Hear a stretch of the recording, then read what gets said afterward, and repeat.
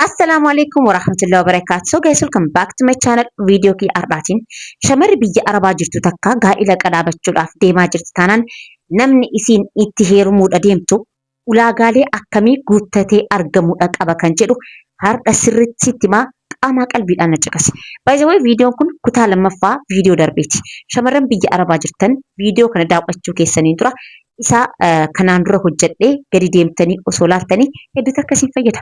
San dura garuu akkuma yeroo hunda isin jedhu viidiyoon kun namoota baay'ee bira akka ga'u laayik gochuudhaan eegala. Warroonni haaraa taatan akkoo inspire subscribe gochuun maatii jaalalaa kanatti ida'amaa isiniin jedhaa ceesisa booda deebina.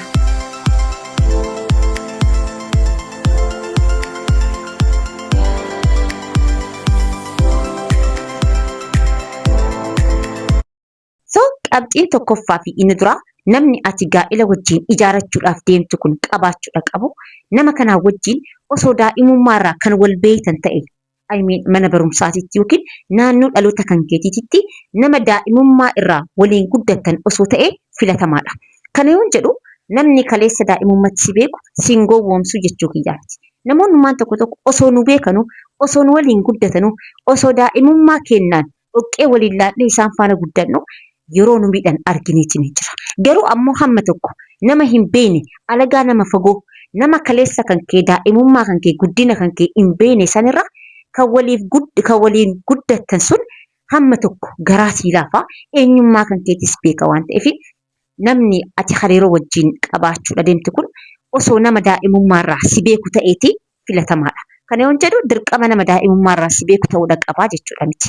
Garuu ammoo akka filannootti inni kun dursee arga. Qabxiin lammaffaan namni ati gaa'ila wajjin ijaarachuudha deemtu kun qabaachuudha qabu ammoo nama bilchaataa, nama tasgabbaayaa, nama jireenyi gareefii fi akkasuma hamma tokko ammoo umriidhaan si caalu osoo ta'e filatamaadha. Akkas ijoolleen xixiqqoon lafaa dhufaartu kan waggaa 21, 22, 23 jennuun kun stiil ganaa burraaqanii umrii dargaggummaa isaanii fudhatanii hin jiran. So responsibility yookiin ammoo itti gaafatamummaa gaa'ilaa baadhachuudhaaf bilchina agarsiisanii qaban. Namni umriidhaan hamma tokko achi deeme jireenyas argeetiin jira, dargaggummaa isaatis fixateetiin jira.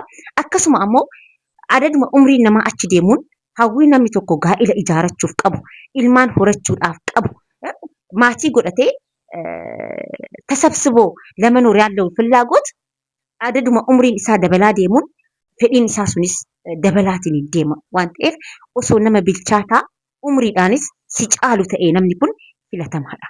Daa'ima xixiqqoo ganaa burraaqxee hin fixin wajjin gaa'ila keessa seenta taanaan garuu haga namni sun ganaa bilchaatutti ati ammoo gubattee kophaa kan kee dhumta. Itti gaafatamummaa gaa'illi isinirra kaayisan inni bahachuu hin danda'u waan ta'eef kophaa kan kee bahachuudhaaf dirqamta. Kanaafuu obboleettiitti namni gaa'ila si wajjin ijaaratu nama hamma tokkoon umriidhaan si caalu nama tasgabbaa fi bilchaataa osoo ta'e filatamaadha. Qabxiin sadaffaan gaa'ila keessa seenuu keessanii dura beekuudha qabdan ammoo jaalalaa fi gaa'illi yeroo fudhata. Waan yeroo takkaan ta'u miti. Namni tokko si baree jaalala keessa si wajjin seenuuf yeroo itti fudhachuu qaba. Hamma tokko waliin haasa'uu, wal beekuu, wal baruu, wal hubachuu maxxanaanaat የሚባለው ፓርት bakka hariiroo jaalalaa san keessatti jiraachuudha qaba. Jaalala keessa erga seentanii gaa'ila ijaarachuufis yeroo fudhachuudha qaba malee yeroo takkaan maybe hiriyoonni kan kee waan si biraa heerumaniif maatiin kan kee akka ati heerumtu waan barbaadaniif ammoo umriin kiyya deemaa jira jettee jarjaraan gaa'ila keessa seenuun borutti gatii guddaa si kafalsiisuu danda'a waan ta'eef waan kana itti seenuu keessanii dura qaamaanis sammuunis akkasuma ikoonomiinis develop of godhaa yeroo fudhataa osoo deemtanii gaariidha. Qabxiin arfaffaan ammoo nama hariiroo jaalalaa keessa waliin jirtu kanaa fi boroo ammoo gaa'ila wajjin ijaaradha jettee yaadaa jirtu kana ati halaalarraa jirtaa wal barnoonni keessan maybe sooshaal miidiyaadhaan ta'uu danda'a. Garuu ammoo sooshaal miidiyaan qofti haala inni keessa jiru dhugaa inni keessa jiru siif mirkaneessuu hin danda'u. Kanaafuu biyyatti namni isa beeku, namni oolmaa isaa beeku, namni maatii isaa beeku, namni bahaagala isaa beeku, namni waan yookiin ammoo haala inni keessa jiru san siif himuu danda'u wayii jiraachuudha qaba. Shamarreen hedduun haala kanaan nyaatamaniitiin jiru. Nama biyyatti gaa'ila qabu, maatii qabu, ilmaan qabu, hariiroo jaalalaa biraa keessa jiru namoota akkanaatiin yeroo hedduu yoo gowwooman argineeti ni jira. Gufuun nama dha'e deebi'ee akkasii dha'u gonkumallee hin hayyaminiif. Yeroo hedduu dogongorri kennamti akka ilma namaatitti namarraa barachuu hin beeku. Dirqama wanti sun si bira dhufuudhaan qabu. Dhagayaa jirta. Sooshaal miidiyaan hadha guyyaa guyyaan haala hawaasni keenya keessa jiru nuuf qodaatiin ni jira. Shamarran hedduun haala kanaan gowwoomanii onneen isaanii madaa'ee mallaqni isaanii nyaatamee kan rakkoo xiinsammuutiif saaxilaman kan keessi isaanii miidhamee cabnana keessa isaanii suphachuu dadhabanii istiil madaayaa jiraataa jiran hedduutu jira.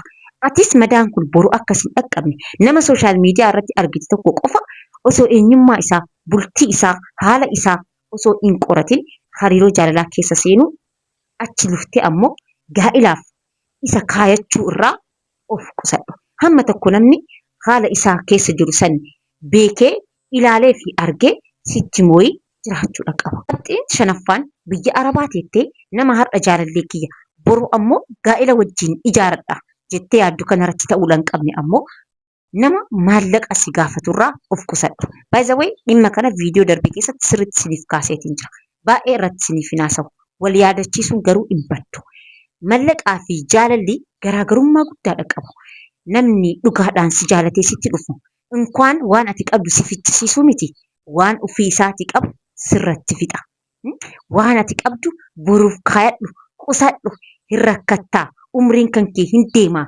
Boru gaafa dadhabde itti fayyadamtaa siin jedha obboleettiitii. Kanaafuu obboleettiitii nama hariiroo jaalalaa keessa waliin jirtanis ta'e boru ammoo gaa'ila wajjin ijaarachuudhaaf deemtu mallaqa isaaf erguurraa of qusadhu. Namni kun dhugaanuu osoo si jaalate ta'e ati mallaqni itti ergutu kun si caala mallaqa kan keetirratti akka inni xiyyeeffatu taasisa waan ta'eef mallaqa waliif erguurraa of qusadhaa. Qabxii kana viidiyoo darbe keessatti isiniif kaaseetiin jira. Ammas garuu wal yaadachiisuun hin baddu. Nama tokko sooshaal miidiyaa irratti erga wal barteen booda hamma tokko haga wal beektanitti haga sadarkaa wayii waliin imaluu dandeettanitti biyya Arabaa akka jirtu osoo itti himuu baattee filatamaadha. Look, አንቺ ለመጠቃት በጣም ቅርብ ነሽ ላል አቲ ሚደሙዳፍ ታርጌቲ nama tokko ta'uudhaaf baay'ee dhihoo jirta. Fakkeenya si haa kennu. Hattuu wayyoo karaa deemtu nama waa moofaa uffate nama waa harkaan qabne nama akkanattu yoo ilaalan hiyyeessa fakkaatu waan hattu sitti fakkaata nattu nama akkamattu nama waan gaarii uffatee jiru nama waan gaarii harkatti qabatee jiru nama san irratti xiyyeeffatti akkasuma atis biyya Arabaa jirta jechaan akka ati mallaqa qabdu akka ati guyya guyyaan mallaqa oomishaa jirtu namni kun hin beeka. Kanaafuu biyya Arabaa jiraachuu kan kee himuun ispeeshaalii osoo sirriitti wal hin barin biyya Arabaa akka ati jirtu himuun si caala mallaqa kan kee irratti akka inni xiyyeeffatu taasisa. Kanaafuu obboleettiitii hamma wayii haga waliin imaltanitti biyya Arabaa jiraachuu kan kee osoo himuu baattee filatamaadha. Even shamarran biyya Arabaa qofa yoo sun taane eessattuu jiraadhaa waan harkaa qabdu hagan eenyummaa nama sanii bartutti osoo itti himuu baattee filatamaadha. Qabxiin torbaffaan shamarri biyya Arabaa jirtu gaa'ila qadaabachuu dura beekuudha qabdu ammoo jaalala yookiin gaa'ila hin dheebotin. Look, jecha Oromoo tokkotu jira. Wanti barbaadan nama hin barbaaddu jedhan. Ati maybe hiriyoottan kan kee waan si biraa heerumaniif obboleettiin kan ta'e quxxisuun waan heerumteef maatiin kan kee akka ati heerumtu waan deddeebisanii si gaafataniif akkasuma umriin kan kee waan deemaa jiruuf gaa'ila qadaabachuu feetee jirta ta'a. Garuu ammoo hagamuu barbaaddus wanti kun haga rabbiin ta'e siin jedhutti hin taatu beeki. Haga guyyaan inni sii qadaree dhuftutti haga namni inni siif hire jireenya kan kee keessa dhufutti guyyaan sun hin taatu. Even jarjaruun kan kee waan hin taanerra nama siif hin mallerra si buusu malaayi ta'a. Argitee namni ta'e hundi abbaa manaa namaaf hin ta'u. Kara deemaan hundi abbaa ilmaan kan keetii siif ta'uudha hin danda'u. Kanaafuu hagamuu waan kana feetus qalbii kan kee tasgabbeessitii rabbiin nama sirrii, nama gaa'elaaf siif ta'u, nama bilchaataa, nama si horachuu danda'u, ilmaan kan keetiif ammoo abbaa ta'uu danda'u rabbiin akka siif hiru rabbii kan keetitti boo'i malee jarjaraan waanuma barbaaddeef qofa utaaltee gaa'ila keessa seenurraa of qusadhu. Gaa'illi utaalanii itti seenan utaalchaan nama baafti. Qabxiin 8ffaan shamarri biyya Arabaa jirtu takkaa fi gaa'ila qadaabachuudhaaf deemtu beekuudha qabdu ammoo obboleettii tiyya. Qabxii kana gurra qareetii na caqasi. So qabxiin 8ffaan ati beekuudha qabdu wanti gaariin akkasiif malu of amansiisi. Luka obboleettii tiyya. Har'a mana ormaa jirta jechaan. Har'a shintibeetii ormaa qulqulleessaa jirta jechaan. Har'a Arabni ambaa si arrabsaa si tuffataa mana keessa si oofaa jiru jechuun umrii kan kee guutuu akkasi jiraattaa jechuudha. Argitee rabbiinu maal jedhe waan gaarii hawwaa jedhe. Guddisaa yaada sammuu keessan badhisaatii hawwaa hojjedhaa akkasuma ammoo irratti na kadhadhaa isiniif milkeessaa. Agartee har'a dukkana keessa jiraachuu malta ta'a. Wallaahi boru hin bariiti. Agartee zii alam lai addunyaa kanarratti wanti humna qabu mallaqaa miti. Wanti humna qabu namaa miti. Wanti humna qabu yeroodha. Yeroon takkaa nama kuffisa, takkaa ol nama kaasa. Har'a kuftee jirta ta'a. Guyyaan boruu ni dhufa. Guyyaan ati mataa itti ol qabattu. Guyyaan ati akka hiriyoottan kan keetiitti gadi baattee, uffattee, dhiqattee, hojii mataa kan keetii hojjetaa, ilmaan kan kee guddisaa, jireenya rahaa jiraattu hin dhufa. Kana sammuu kan keetiitti himi. Agartee shintibeetii ormaa har'a dhiqaa waan jirtuuf namni barate naaf hin malu, namni qabeenya qabu naaf hin malu, namni sadarkaa akkanaa naaf hin malu jedhaa dhiiruma argitetti madaquurraa of qusadhu. Kabajaa ofii kan keetiif qabaadhu. Akka boru abdii qabdu ofitti himi. Kanaafuu hawwii fi abjuun kan kee guddaadha ta'uudha qaba malee akkuma har'a kushiinaa Arabaa keessa jirtu kanatti borus jireenya kan kee kushiinaa keessatti hin tilmaamin. Argitanii wanti hundinuu ilaalcharraa jalqaba. Namni gaafa sammuu isaa amansiisee guddoo yaaduu jalqabe guddoos hojjetaa beeka. Kanaafuu guddoo yaadii akka wanti gaariin siif malu akka ati gatii qabdu ofitti himi beeki. Wanti hundinuu ni darba. Qabxiin 8ffaan shamarri biyya Arabaa jirtu takkaa fi gaa'ila qadaabachuudhaaf deemaa jirtu takka beekuudha qabdu ammoo murtee gurguddaa jireenya kan keetii kophaa kan kee murteessuurraa of qusadhu. Agartee sammuu nama tokkorraa kan nama lamaatu caala. Ispeeshaalii ati dhiira tokko wajjin hariiroo jaalalaa keessa seentanii akka malee isa jaalattee murteen ati murteessitu murtee sammuu kan keerratti hundaa'e osoo hin taane onnee kan keerratti hundaa'edha. Ilmi namaa ammoo gaafa sammuu dhiisee onneedhaan hoogganamu wantoonni inni murteessu waan boru isa gaabbisiisu ta'uudha danda'a. Kanaafuu murteewwan gurguddaa jireenya kan keetii murteessuudhaan dura maatii kan kee keessaa nama si yaadu hiriyyaa keessaayyuu hiriyya jiraa bara tan namaa yaaddu tan kufaatii namaa hin feene tan yoo ati miidhamuudhaaf deemtu irraa si qabdu hiriyyaa akkas yoo qabaatte waliin mari'adhu. Akkasuma maatii keessaas ispeeshaalii haadha tan ta'e haati ilmoo ofiitiif waan fedhellee yoo taate badaan hawwituu beeki. Kanaafuu murtee gurguddaa murteessuu kan keetiin dura nama akkaan itti dhiyaattuu fi siif yaadu wajjin hamma tokko mari'achuudhaaf yaali.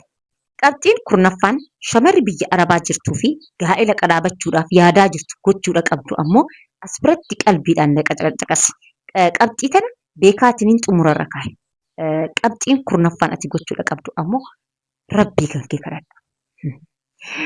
Yaa rabbii kan ani barbaade osoo hin taane kanaaf ta'u naa kenni jedhin. Luk tanaan dura ummaan tiyya du'aa yoo godhan yaa rabbii kanu si gaafanne osoo hin taane kanuuf ta'u nuu kenni jedhani du'aa godhu. Jechi isaanii kun naaf hin galu ture. Garuu adaduma jireenyi na bilcheessaa na barsiisaa dhufuun jecha isaanii kana hubachuu jalqabe. Yeroo tokko tokko wanti nu barbaanne rabbiin nurraa qabu waan boru nu miidhu wayii ta'uu danda'a. Nuti garuu sun nutti hin mul'atu. Waan barbaanne dhabneef yaa rabbi waan san maaliif na dhowwatte jennee rabbii keenyatti boonna. Yeroon booda garuu erga wanti hundi darbee wanti sun nuuf galche. Kanaafuu kan ati barbaadde irra kan rabbiin siif filatetu caala waan ta'eef rabbii kan keetitti akka amantaa kan keetitti yaa rabbii nama naaf ta'u situ beekaa. Kanaaf ta'u natti qabii jedhiti rabbii kan kee kadhachuurraa of duuban deebi'ini sin jedha.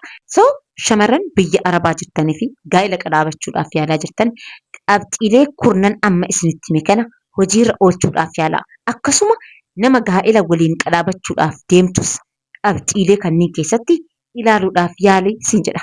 By the way viidiyoo har'aa hedduu takka jarjaraatiin isiniif dalagee maybe yoo haasaa keessa jarjaree jiraadhe dhiifama isin gaafadha. hajaa takkan qabaa fi so viidiyoon kun shamaran hedduu barsiisuu danda'a jettanii yoo yaaddan laayik akkasuma sheer gochuu hin dagatinaa isin jedha yeroo biraa viidiyoo itti aanutti wal agarraa nagaan naaf tura.